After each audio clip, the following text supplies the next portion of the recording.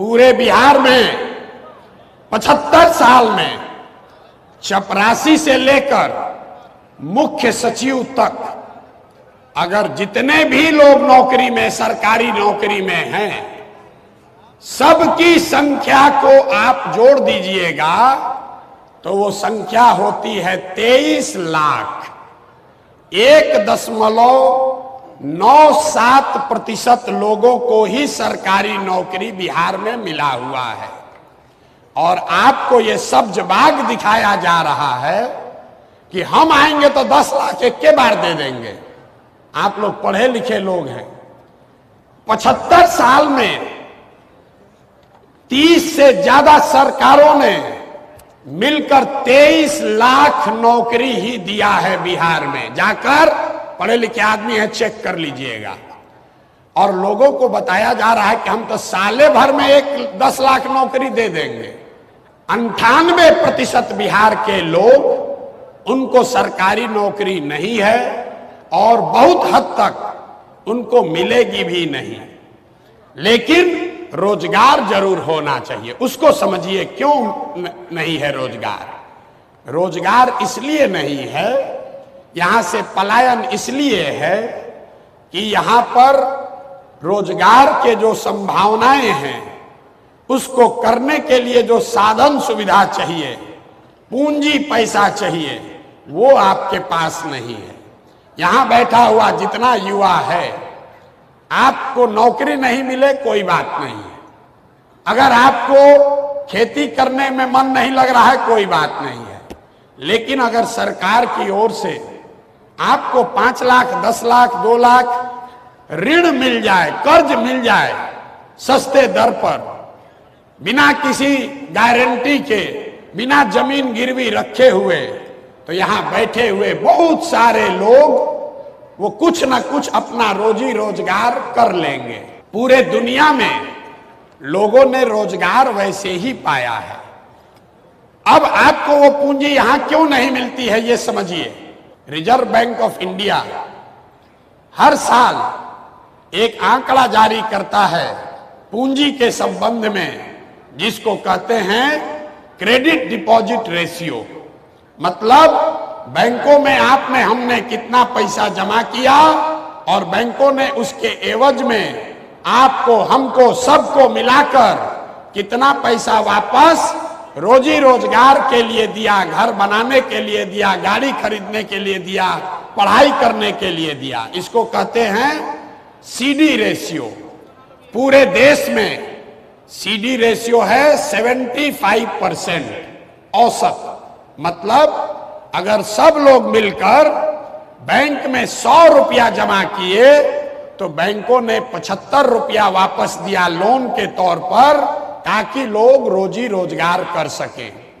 बिहार में 1990 से लेकर अभी तक सीडी रेशियो है 40%। नतीजा क्या हुआ? पिछले वर्ष पूरे बिहार की गरीब जनता ने बैंकों में जमा किया 4,61,000 करोड़ रुपया। 4,61,000 करोड़। अगर 75% पैसा आपको, हमको, समाज को ऋण के तौर पर मिलता काम करने के लिए, रोजगार के लिए, तो बिहार के लोगों को मिलता 2,80,000 करोड़ रुपया। लेकिन मिला कितना?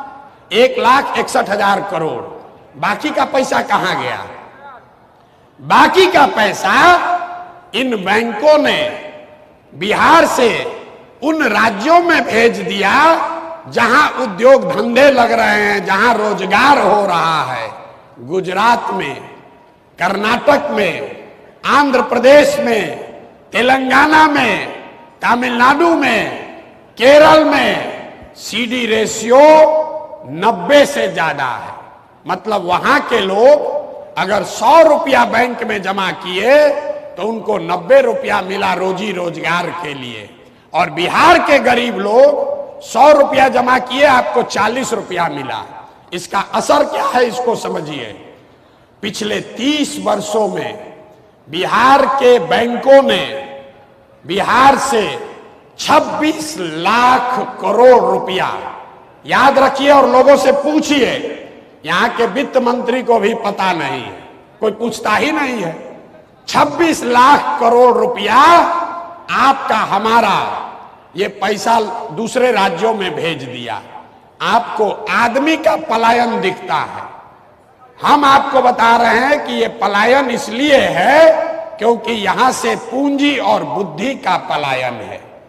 पैसा जो है वो बाहर जा रहा है, जो पढ़ लिख कर बुद्धिमान है वो बाहर जा रहा है, तो जो बच गया लेबर, उसके पास तो कोई ऑप्शन ही नहीं है, विकल्प ही नहीं है, उसको बाहर जाना ही जाना है।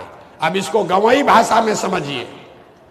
मान लीजिए कि आपको बाल काटने आता है, आपके पास 20,000 रुपया है, आप चाहते हैं कि एक सैलून लगाकर हम एक अपना रोजी रोजगार शुरू करें। आप सैलून खोलने गए तो लोगों ने बताया इसमें 1 लाख रुपया लगेगा। दूसरे राज्य में 80,000 70,000 रुपया आपको बैंक से लोन मिल जाएगा, 20,000 रुपया आप जमा कीजिएगा, सैलून खोल लीजिएगा। लेकिन बिहार में वो लोन नहीं मिलेगा, तो 20,000 रुपया में क्या करेगा?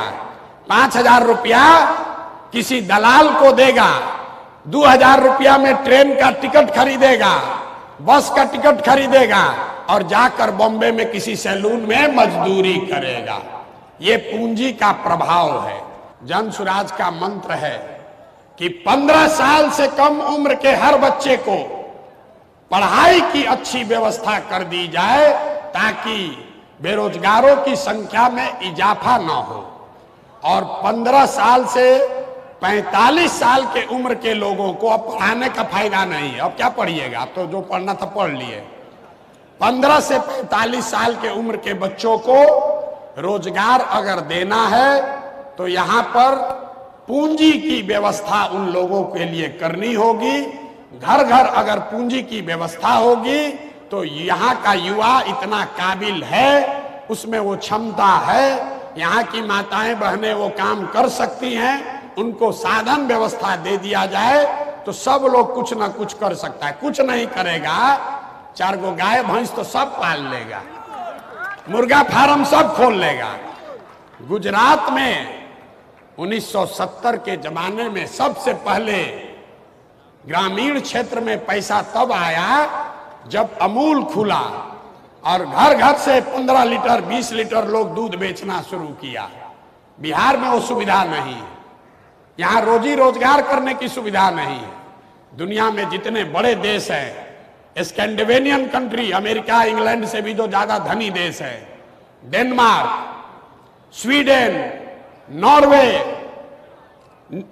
जो ये देश है जिनको स्कैंडिनेवियन कंट्री कहते हैं, यहां पर सबसे ज्यादा प्रॉस्पेरिटी है, सबसे ज्यादा खुशहाली है, सबसे ज्यादा पैसा है।